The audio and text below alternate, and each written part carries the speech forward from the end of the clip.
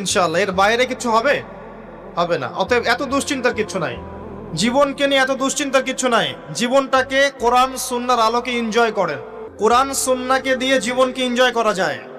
কোরআন এবং সুন্নাহর আনুগত্যের মধ্য দিয়ে আপনি জীবনকে উপভোগ করেন, টেনশন করার দরকার নেই।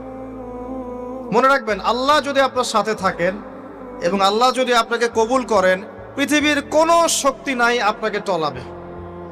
পৃথিবীর কোনো শক্তি নাই, পৃথিবীর সমস্ত শক্তি একত্রিত হয়ে আপনার চুল বাঁকা করতে পারবে না, যদি আল্লাহ আপনার সাথে থাকে।